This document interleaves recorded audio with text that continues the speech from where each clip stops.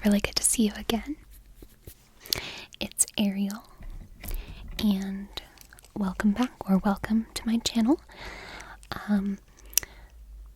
Today we're going to be doing something that I'm really excited about. So at my internship, I've been focusing on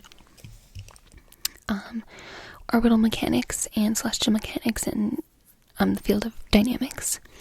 And I wanted to show you guys some things I've been working on. And I know that sometimes when creators, sorry, there's cat hair everywhere. When creators do long math problems on paper, it can be really relaxing. So that is the goal for today. I have a lot of paper because I'm probably going to need it. And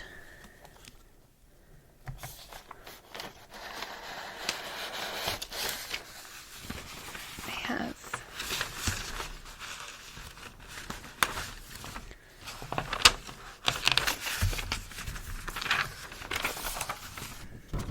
my notes and such.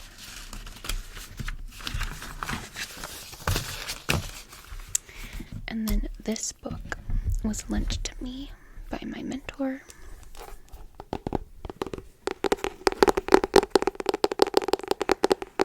So we're also going to use this. Okay. First, a little bit of an introduction.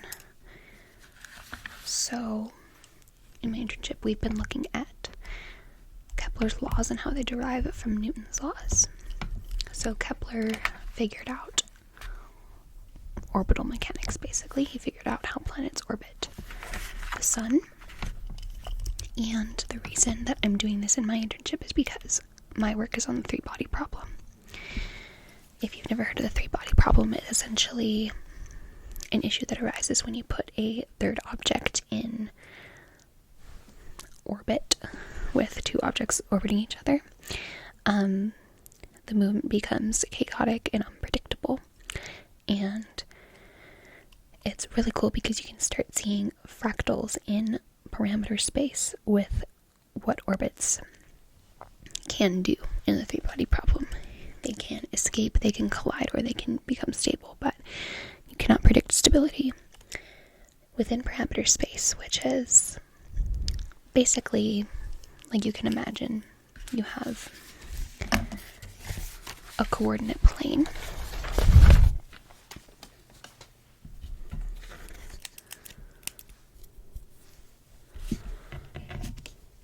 Okay.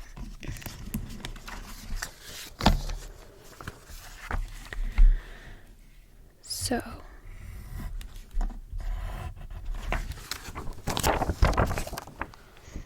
right, regular XY coordinate plane. Well, in parameter space, this is going to be one dimension, and this is going to be another dimension. And they could be, whatever you want regarding that particular problem you're looking at. So in orbital mechanics, there are 6 orbital elements. They are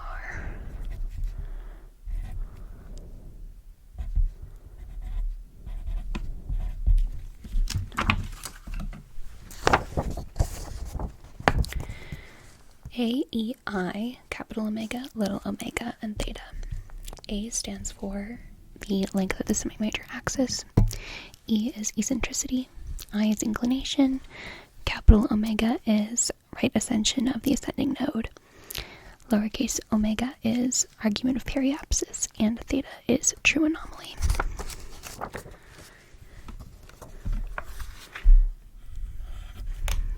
The only changing argument is true anomaly, which changes with time and is essentially a proxy argument for time. Now let's say that your x-axis is going to be an A and the y-axis is going to be I. So this is mapping semi-major axis length versus inclination. And then you're going to need a third dimension, and that's going to be stability of the orbit.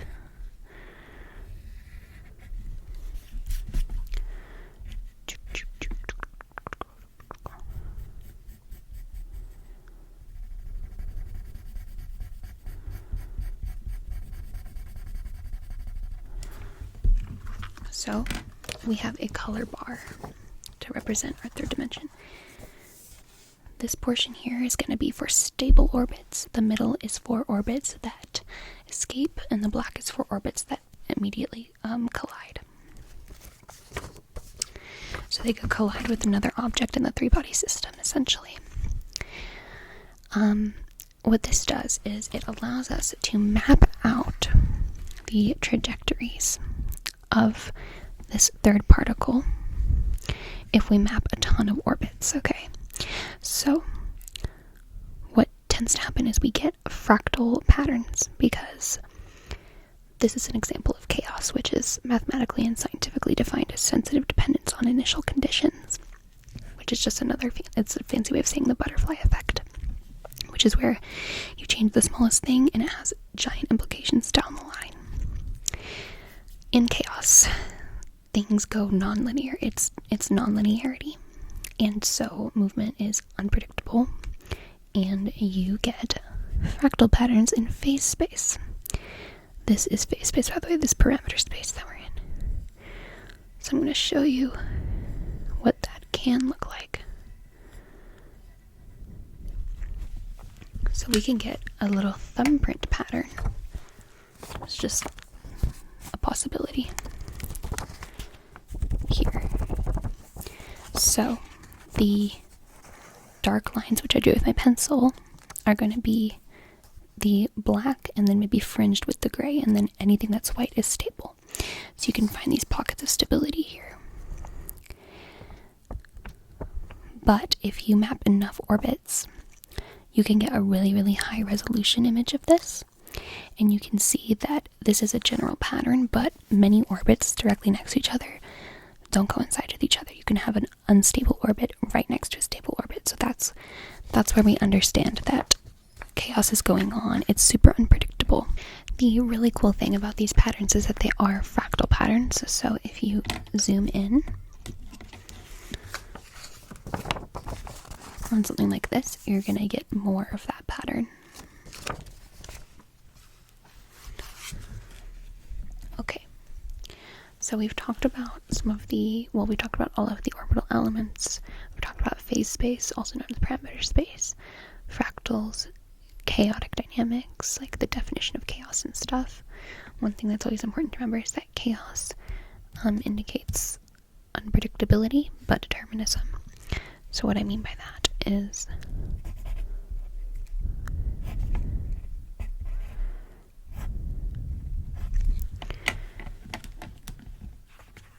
points A, B, and C can be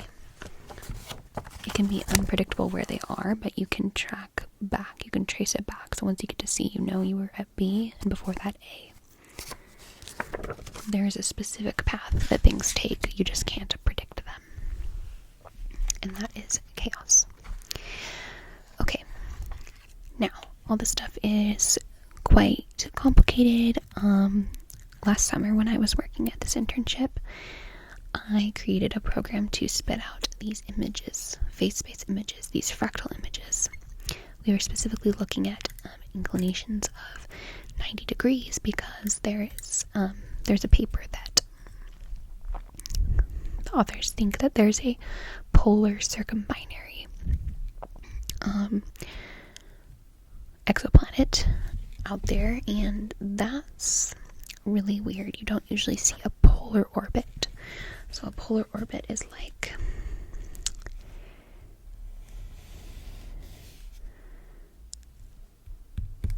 let's say you have, this is your binary star system,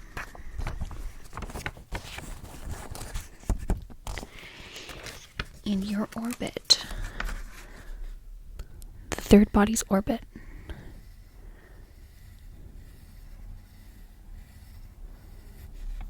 is totally perpendicular Okay, so that this is me, like, part of it is in the back, part of it is in the front. It's totally perpendicular. If you looked at it right edge on, you just see a line. That's super unusual because usually accretion disks don't work that way. So we were like, what's going on here? So we tried to find in parameter space if we could see stability at 90 degrees. Now this summer, we want to continue with that project, but we want to get more into the theory of the equations. So I've been assigned to muck about with Kepler's laws of planetary motion, and to kind of like figure them out and prove them. So we're going to take this paper away, and I'm going to introduce Kepler's 3 laws of motion to you. Okay, law 1 is that planets have eccentric orbits. So, what does that mean? Well, you might think that an orbit is a circle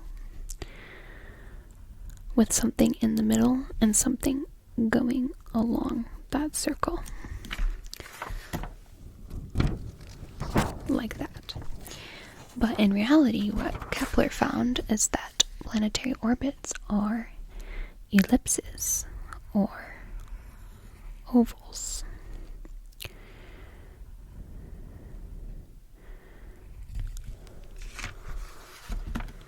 So, for example, this could be the sun, this could be Earth, and the orbit looks more like that than like a perfect circle.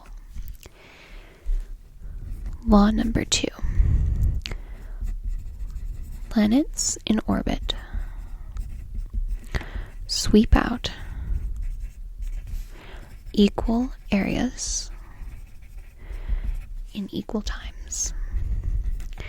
Now that seems a little bit like, what did she just say? Well, let me draw a diagram for us.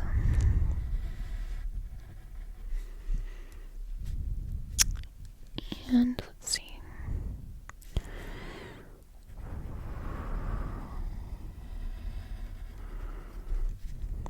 Okay, so here we have an ellipse. This is our sun, this is our Earth. This is a vector connecting them. Now this vector is vector r, which is the position vector for the planet we're interested in. Let's say that r moves from here at time 1 to here at time 2.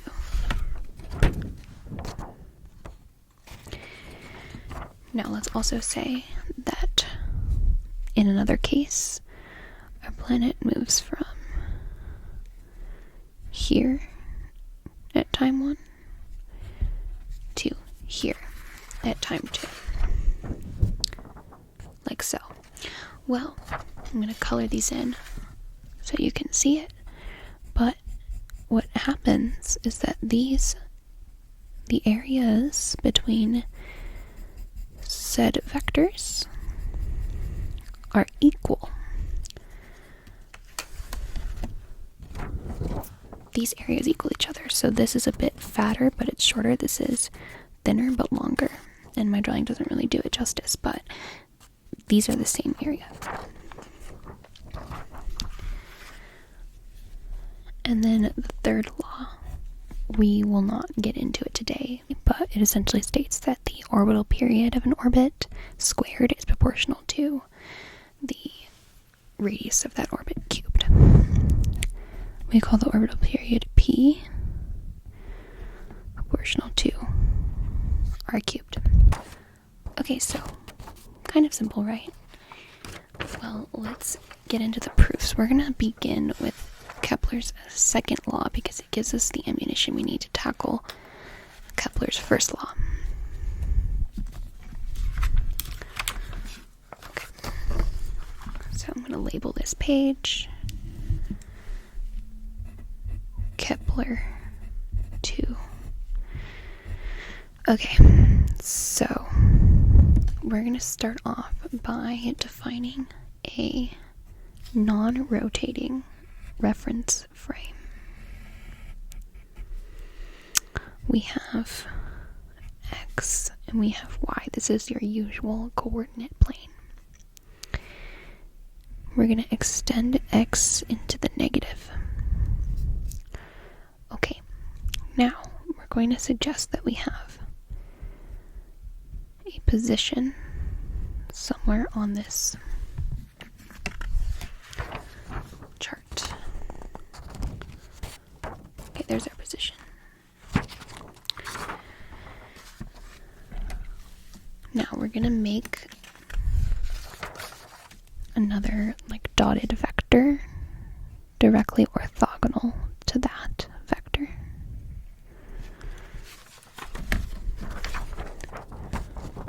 So we get that.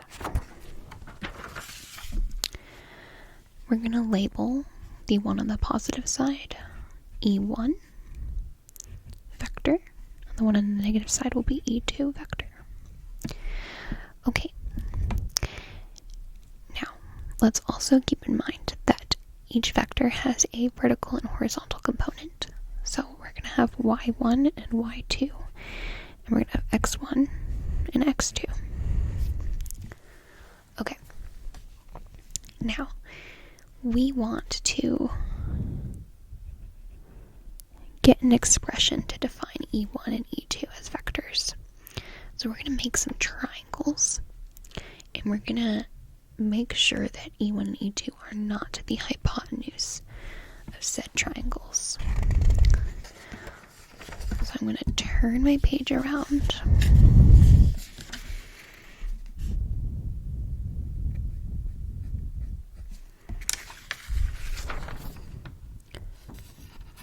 And can you see that? So that's what I did there. So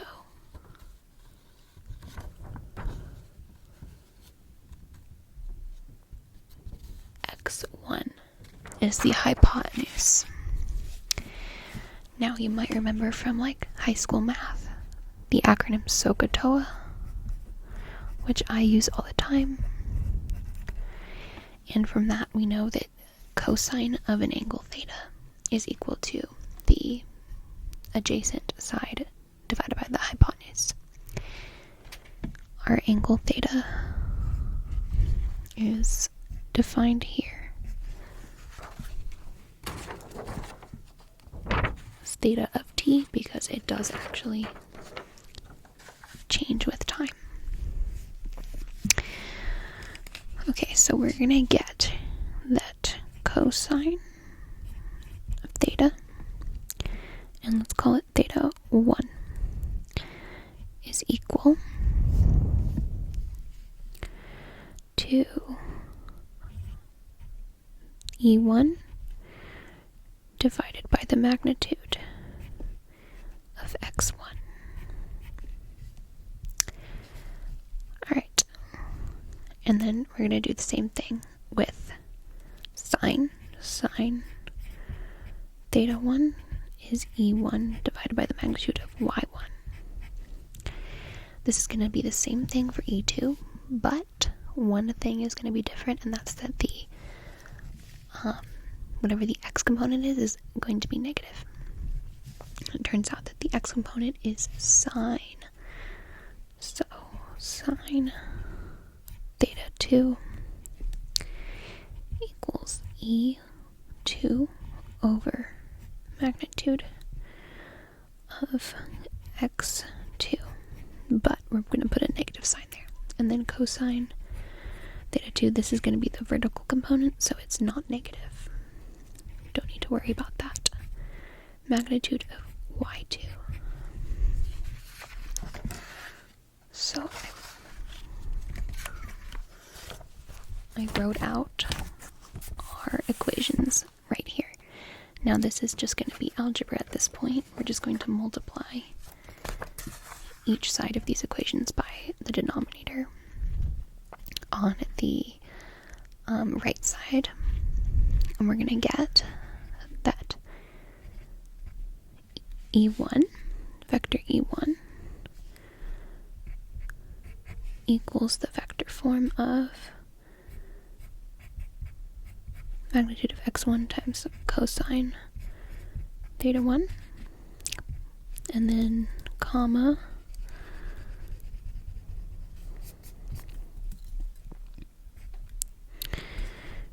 magnitude of y1 times sine of theta 1. And our vector notation is with these like triangular brackets. I'm going to do the same thing for E2. Magnitude of x2 times negative sine theta 2, comma, magnitude of y2 negative cosine theta 2. Okay, but we want to get the actual like unit vector form of these, and so we're going to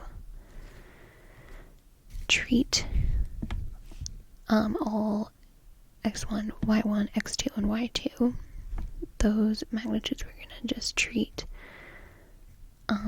them as unit vector forms. A unit vector basically just has a magnitude of 1. So we're going to replace all these with just coefficients, and they can be 1. They can be other numbers as well. We're also going to add the x and y components. And that's going to make this no longer E1 vector, but E1 hat, which indicates unit vector. Okay, so cosine theta I hat plus sine theta j hat. For E2 hat, we have negative sine theta I hat plus cosine theta j hat. Okay. And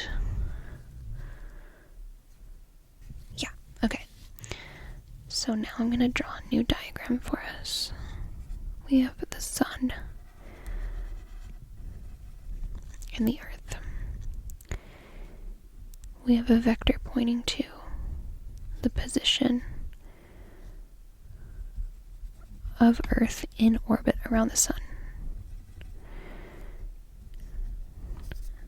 And that position is defined as r of t.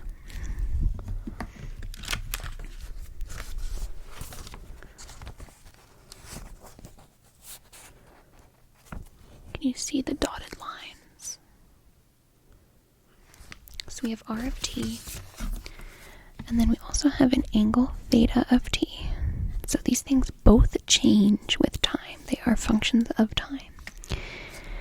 Now we're going to say that our little radius line from sun to earth is the vector capital R. We're going to make that equal to r of t times E1 hat of theta. This is because E1 hat is the radial component of all of this, and E2 hat is the tangential component. So you draw a tangent line to the curve, kind of overlapping with my other graph, but that's a tangent line. And then something perpendicular to that line is a radial line.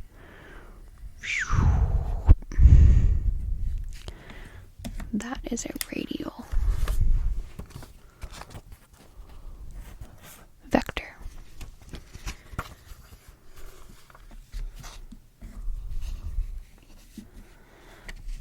when we're talking about this line between Sun and Earth, it is in the same coordinate system as the radial line. So we're not going to use the tangential. We're just going to say RT times E1 of theta. Okay, so now you guys might know that velocity can be defined as the change in position over the change in time, right? It's just regular, like velocity raptor equals distance raptor over time raptor, right? But we can write that in differential form as d of r over d of t. Remember, r represents position. And that's gonna, okay. So we want to find the derivative with respect to time of this equation for capital R vector, and that's how we're going to get our velocity vector. Okay, so v vector equals d dt for r vector, which equals d dt. Okay, so we're going to use the product rule here with derivatives. So we're going to take the derivative of r of t and multiply that by just e1 of theta. And then we're going to add that to the derivative of e1. So d over dt of e1 of theta, and that's just going to be times regular r of t. Derivative, just a fancy way of saying rate of change. So that's how we measure velocity from position and acceleration from velocity. Okay, so here we have our differential equation.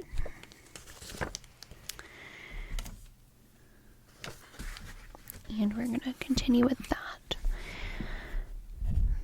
The vector v equals, so d over dt of r of t is just going to be dr dt. So the change in position over the change in time, right? Okay, we're going to multiply that by e1 hat theta. And then we need to figure out d over dt of e1 hat theta.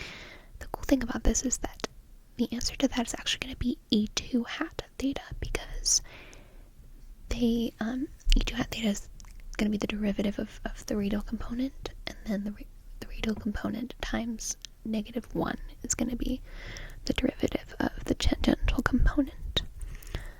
The derivative of cosine is negative sine, the derivative of sine is cosine.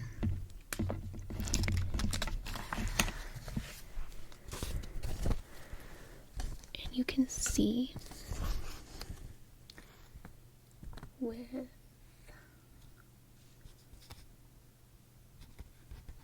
these two equations those terms.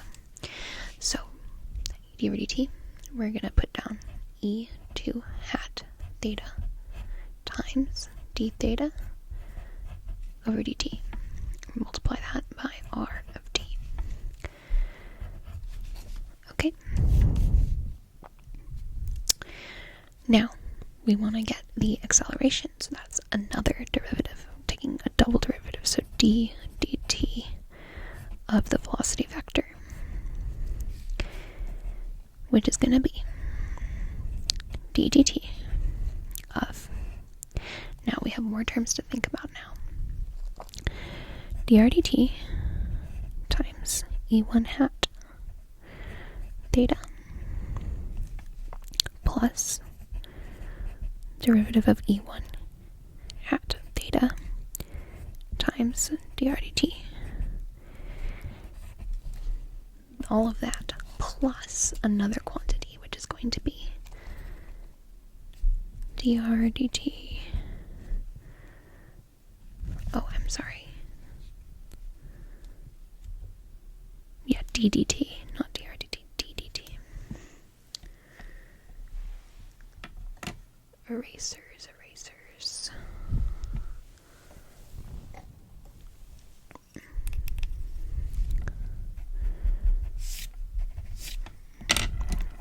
d dt means derivative with respect to time. So we're going to do d dt of e2 hat theta times r of t times d theta dt plus d dt of r of t times e2 hat theta times d theta dt plus d dt d theta dt times r t times e2 hat theta. So I did all of that because that's the product rule. When you take derivatives of terms multiplied together, you take the derivative of the first term times the second term plus the derivative of the second term times the first term, and you can do that for however many terms you have, and in that case I had 3. Okay, so now I'm going to put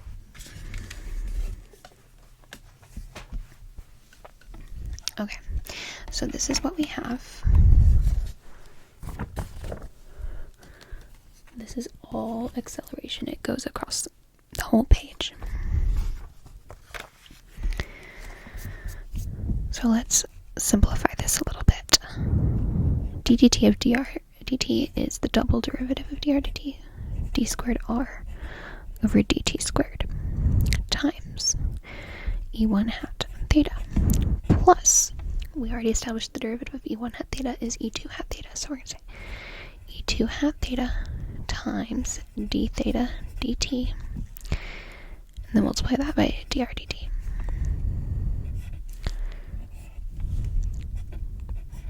Plus. Okay, the derivative of e2 hat theta is negative e1 hat theta, negative e1 hat theta, times r of t times d theta dt, plus the derivative of r of t is dr dt times e2 theta times d theta dt, plus the derivative of d theta dt is the double derivative of d theta dt, so d squared theta over dt squared times r of t times e2 hat theta. Okay, so now we're going to try to look for a pattern. Let's see.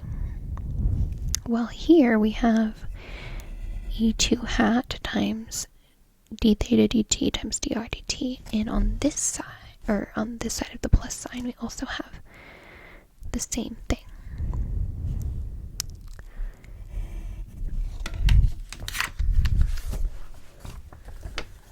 So the two terms with the brackets underneath are equivalent, so we're going to combine them. We're going to say, and we're also going to split these up into their e1 and e2 terms. So we're going to have 2 e2 theta d theta dt dr dt. That was me combining those two terms. Plus, I'm going to cross those terms out, plus double derivative of d theta dt times r of t. And then we're just going to take this quantity and multiply it by e2 hat theta.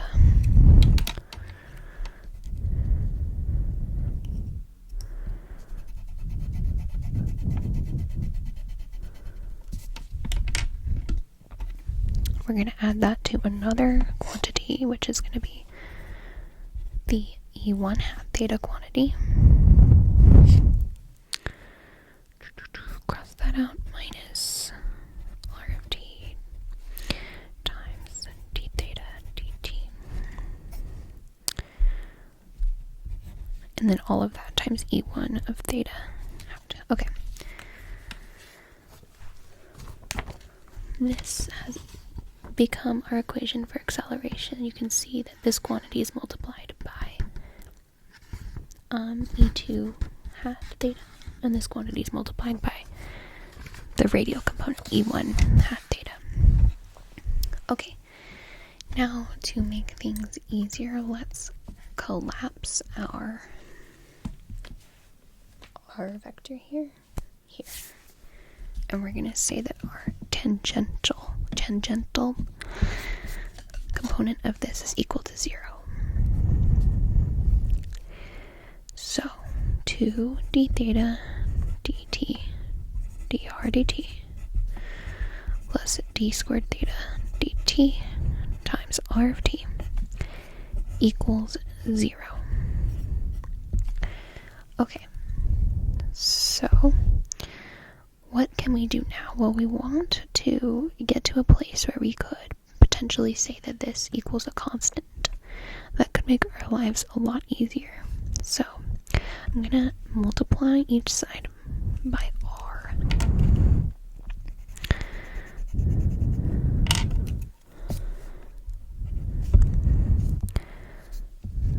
Now when you multiply 0 by r, you get 0. So the only thing that's affected is our left-hand side. So we're going to get 2r d theta dt dr dt plus r squared double derivative of d theta dt equals 0. Okay. Now let's find an expression where you take the derivative of that expression and you get this, which equals 0. Because when you find that, you know that that expression within the derivative is constant. A constant when you take the derivative of it.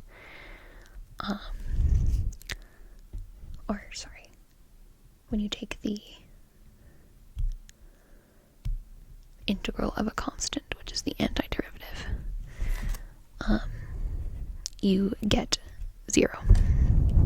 So we're like reverse engineering it. So let's think here. Well, 2r d theta dt dr dt. Well, let's think about the product rule. We're gonna have 0 equal, or not 0, constant equals c. C equals the derivative with respect to time of r squared d theta dt. And that, when we take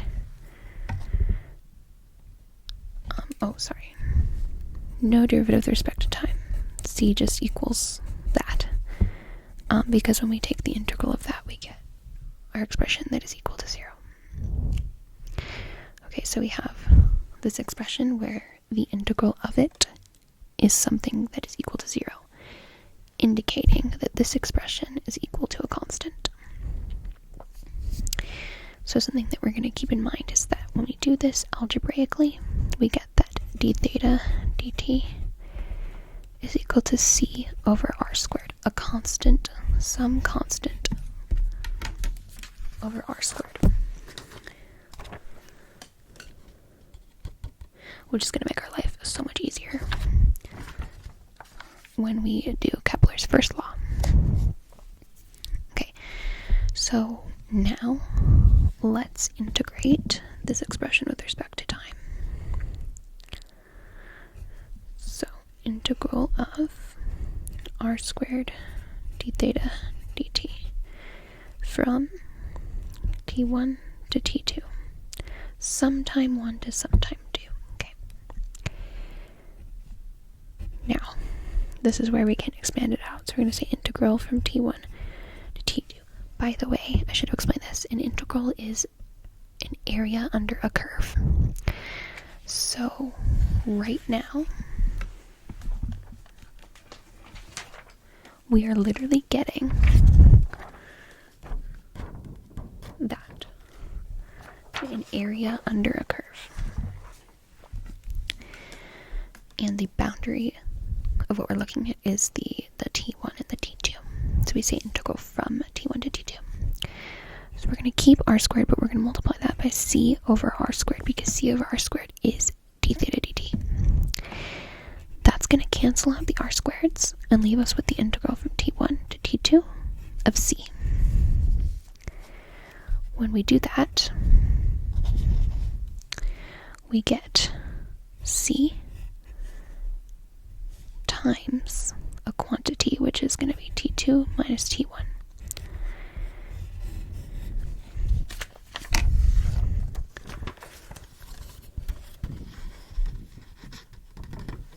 Right there. So something you might notice is that the area under the curve depends only on time, and that is Kepler's second law. So about equal areas and equal times. Okay. Now we're going to move on to Kepler's first law. So I'm going to put this aside. Okay, I'm going to label this page Kepler 1. Okay, some things that we're going to have to keep in mind. What Newton's most famous equation is F equals ma. That's Newton's second law. Also from Newton, we have the law of universal gravitation, which is that F equals negative g big M little m over r squared. That represents an attractive force.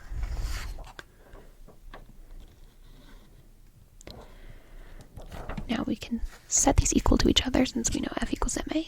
So we're going to say g big M little m over r squared equals ma. We're going to cancel out the m's and we're going to end up with g big M over r squared equals a. Now, do you guys remember what we got from Kepler's second law? Is that a is equal to the second derivative of dr dt minus r times dr dt squared, I believe is acceleration. So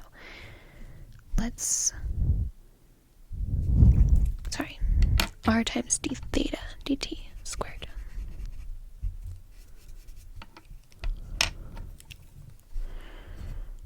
D theta dt squared. Okay, so now we can take what we learned was d theta dt, which is c over r squared, and plug it in. So a equals double derivative dr dt squared minus r times c over r squared, quantity squared. Then we're going to end up with a is the double derivative of dr dt minus c squared over r cubed. Because on the bottom, when we square the quantity, we get c squared over r to the fourth, but then we multiply that extra r and we get c squared over r cubed. Okay, so now we have our acceleration. We're going to set that equal to negative gm over r squared. And this is going to be our foundational equation for proving Kepler's first law.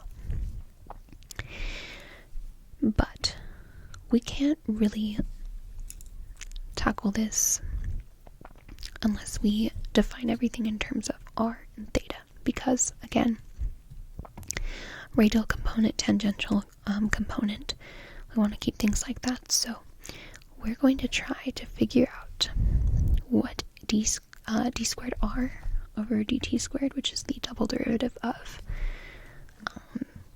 r of t, is equal to. So first, let's say dr dt is actually going to be equal to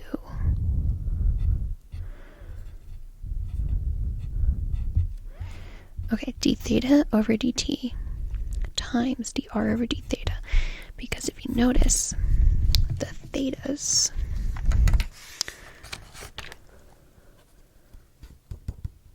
cross out and you're left with dr dt. Now that's really nice because that means that dr dt equals dr d theta times c over r squared, because we're using our the trick that we had. So I'm gonna put that in a square. That's gonna be useful. Okay, so now let's go ahead and take the derivative with respect to time of dr dt to get that second derivative. which is the first term in the acceleration equation. So derivative with respect to time is d dt. We're going to do times dr d theta, multiply that by c over r squared, plus d dt c over r squared times dr d theta. Okay. So now the problem is that we're telling ourselves we want the derivative with respect to time of dr d theta and like c over r squared, but the variable we need is derivative with respect to theta and derivative with respect to r. Okay, so we're gonna have to change things a little bit. So let's say, okay, d dt is equal to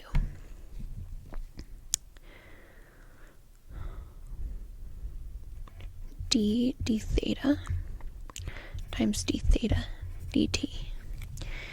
d dt is also equal to d dr times dr dt.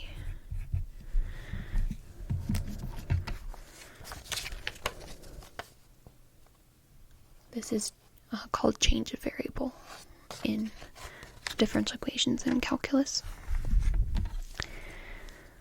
So the theta one is great, but with the r one, we do end up with another dr dt. So we're going to change that to d dt equals, just like we have d over dr, but we're going to expand dr dt with what we noticed before, which is that it's equal to dr d theta times c over r squared. I'm going to circle these two things. Okay, now we can actually tackle this equation. So, negative g, or I'm not going to do that yet, we're just doing the first part of this. We're just getting, so we have d squared r over dt squared equals d d theta of dr d theta times d theta dt times c over r squared plus d dr of c over r squared times dr d theta times c over r squared times dr d theta. Yeah, okay. Continuing on with that, d squared r over dt squared equals, so d theta of dr d theta is just that derivative, but like the derivative taken of it, so it's going to be d squared r over d theta squared times, well, we know d theta dt is just cr squared, so we're going to c over r squared quantity squared, because we have two c over r squareds there.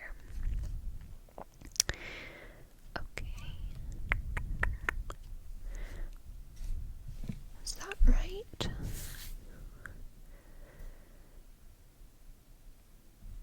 I believe so. Okay. Plus, then ddr of c over r squared is just like the normal derivative of that. So it's going to be negative 2c over r to the third, because when we take derivatives, we take the exponent, put it out in front, and then we oh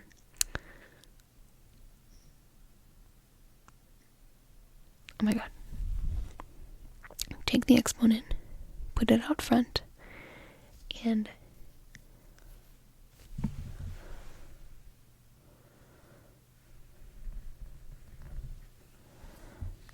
hang on guys, 1 second.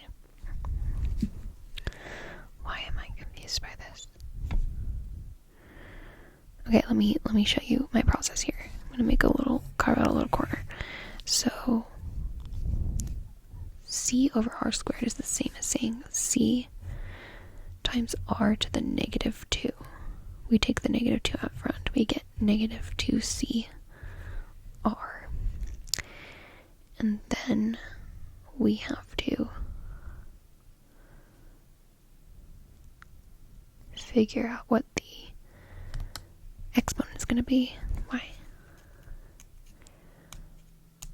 This is basic. I'm having a major brain fart. Because the integral, let's see, the integral of x squared is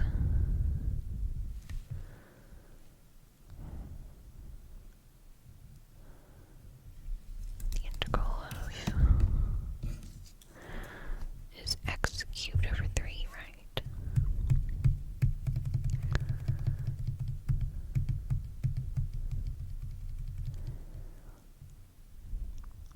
Okay. Okay, with the derivative, you subtract from the exponent. So what we get is negative 2cr to the negative 3, which is equal to negative 2c over r cubed. I'll circle that. It's in this little...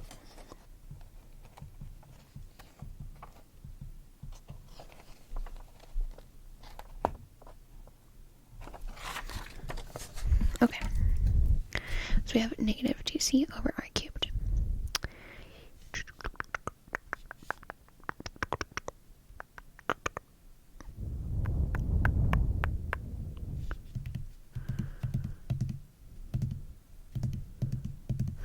Okay. Times dr d theta times c over r squared times dr d theta. So let's simplify this a little bit. D squared r over dt squared is equal to c over r squared quantity squared. We can simplify that already. So c squared over r to the 4th times the second derivative of dr d theta. Okay, now we're going to do minus 2c squared over r to the 5th because we're combining our c over r terms times dr d theta quantity squared. Okay, now let's put this in a form that's a little bit more easily recognizable. So d squared r over dt squared. Okay, so we're going to set this equal to c squared over r to the 4th times r double prime of theta minus 2c squared over r to the 5th times r prime of theta squared, quantity squared. Okay, that's a little bit easier to look at. And now we're going to do something crazy. We're going to say that r equals 1 over u.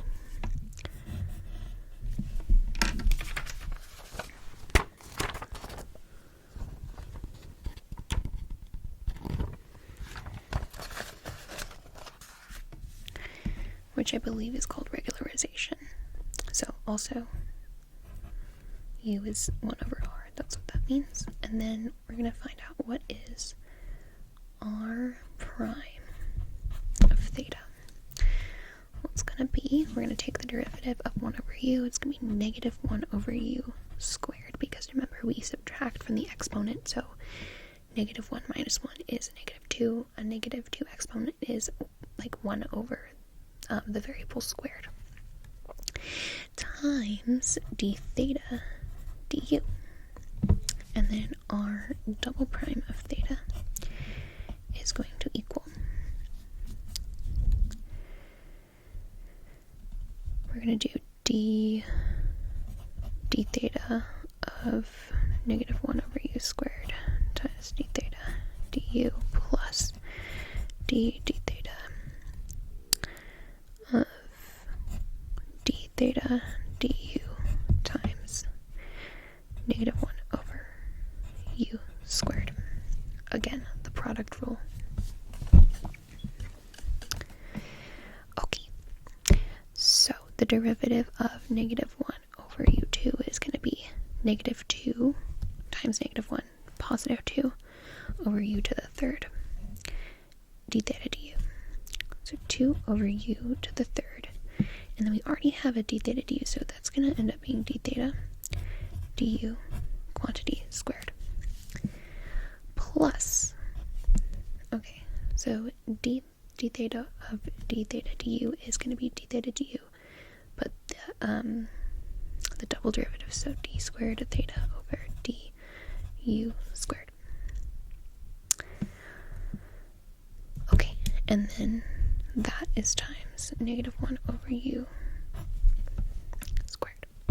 Okay, now let's put u in our equation for acceleration.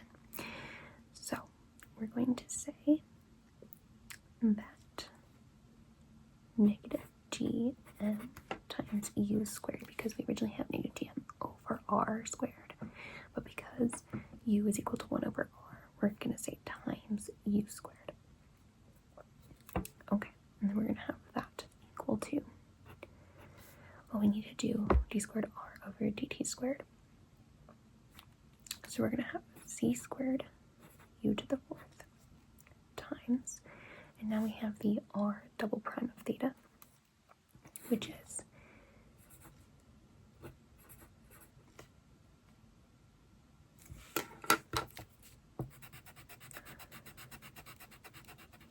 I forgot that I had already calculated it. So it's 2 over u to the third times d theta du squared plus d squared theta over du squared times -1 over u 2. Then we do minus 2c squared u to the fifth times the r prime of theta, which is -1 over u squared times d theta over du quantity squared. Oh, and then we have to subtract the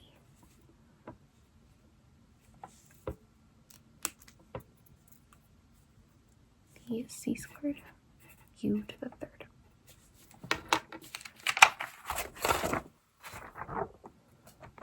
So that is our giant equation that I just wrote down.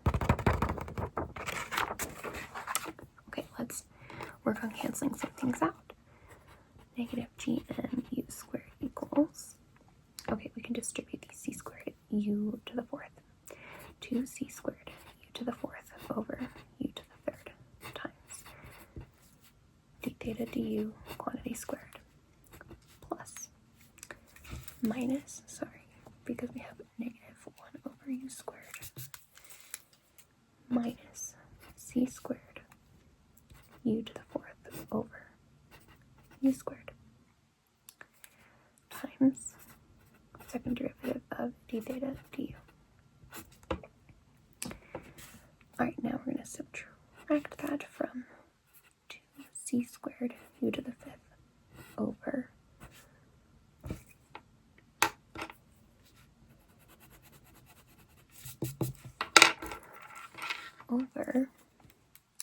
-u squared squared. -u squared squared is going to be positive u to the fourth. Multiply that by d theta du quantity squared, and then we'll subtract everything by c squared u theta, or u cubed, just like a little add-on to the end. Okay, so gm u squared equals, well, when we have a u to the fourth over u to the third, we just get regular old u because the exponents cancel each other. Same with u to the fifth over u to the fourth. So I'm going to cross this out and indicate that we just have u. That means that this term and this term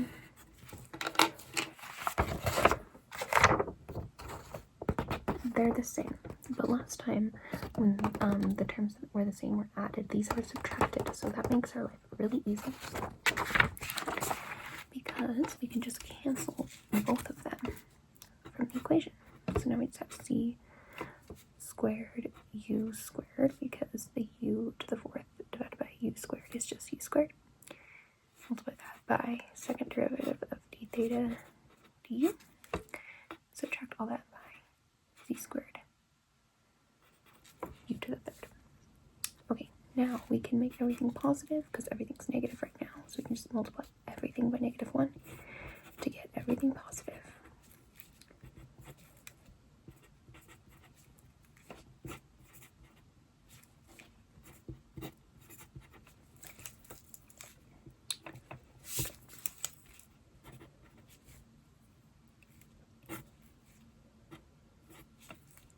Plus c squared u to the third. We're going to divide everything by u to the u squared. So we're going to just gm, regular gm, equals regular c squared times second derivative of d theta du plus c squared u, because we had u to the third. We divided by u squared, and we just get regular u. We're now going to divide everything by c squared, gm over c squared. That is just a constant expression, equals our second derivative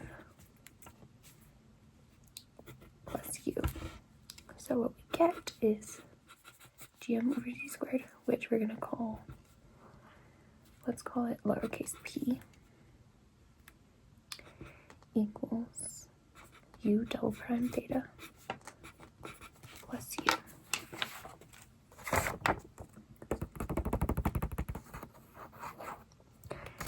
But where did u come from? Well, it's 1 over r, so we're going to say that p, we're going to do some more finagling before then. Okay, so this is where the book comes in handy.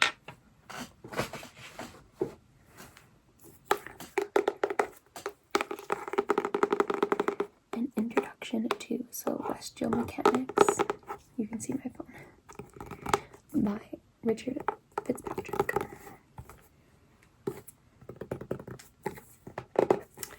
So I'm going to go to the section on Kepler's laws.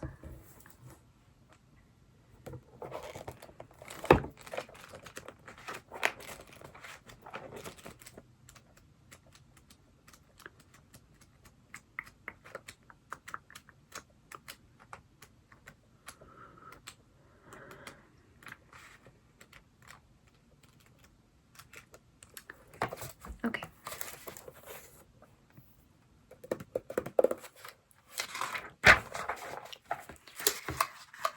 So Fitzpatrick gets a little sloppy here in particular, where he just says, as can be seen via inspection, the general solution to the preceding equation is, and then he has an equation. I don't know what the heck via inspection means. I talked to my mentor and he said it is the equation for, I forgot. Darn. Okay. Well, it is a certain equation that is known in physics, but Fitzpatrick just jots it down and he doesn't really describe himself. What it is we basically go from a second order differential equation. So we have the u double prime theta plus u. And in order to get that to a first order where we get u of theta, what he does is he says that it is 1 plus some constant. We're not going to call it c because we already called something else c. We're going to call it u1. Cosine, and then we have theta, the variable, minus a specific theta, theta o. Okay, and then all that he multiplies by the solution we got for the second order equation, which is p. So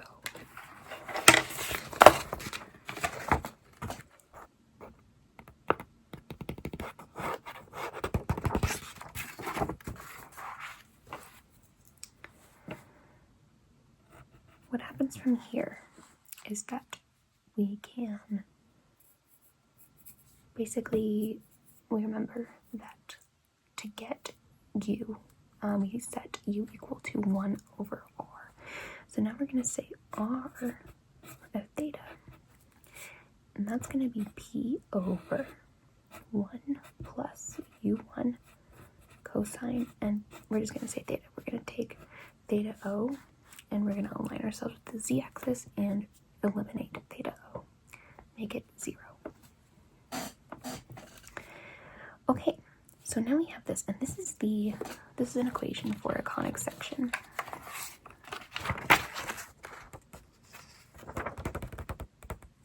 So if that constant was a negative, I believe we'd have a hyperbola equation. It's a positive though, and we're actually gonna make the U1 variable into a variable called E, because it is going to be the eccentricity of our conic section. E cosine theta. Okay, so what we can see here, this is going to represent an ellipse. Ellipse. Now here's the thing. We know about planetary orbits. We have empirical evidence of planets orbiting the sun, including our own. This is a hyperbola, and this is a parabola.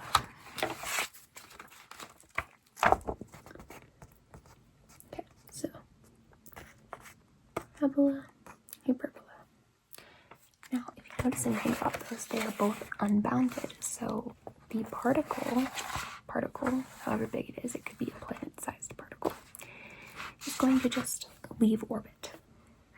So that really cannot be our conic section. We're not going to have a hyperbola or a parabola. So we can either have a circle or an ellipse. If we have a circle, E is going to be equal to 0. No eccentricity. Eccentricity is like the level of stretch we have to our orbit. If we have an ellipse or an oval shape, E is going to be greater than 0 but less than 1, so it's going to be fractional. With the parabola, E is greater than 1, and with the hyperbola, E is greater than 1. With the parabola, E is equal to 1.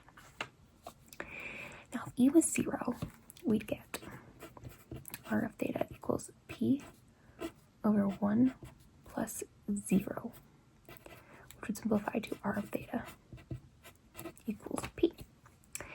Basically, we'd have R of theta equaling a constant, but that's not how it goes in real life, at least for general case. So we're going to take that out of the equation too.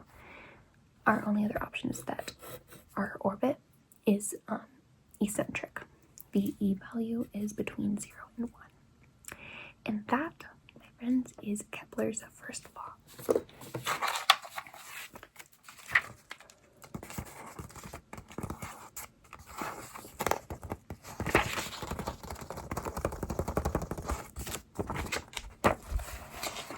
Okay, well, I had a lot of fun with that. Thank you for letting me nerd out for a bit. If you guys like this one, I can totally make another video on drawing out all the orbital elements, because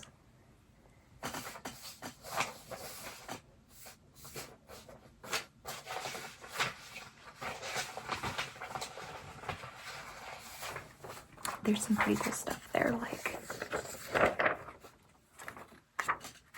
it's like more of a diagrammatic representation that I can show you guys, and then I can also, of course, derive Kepler's third law for you.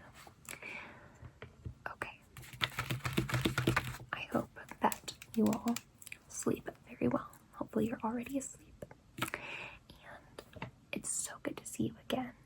I'm gonna try to put out another video reading in Spanish soon, but tomorrow is my birthday and we have like things planned, so I'm gonna take the weekend off probably, so just to let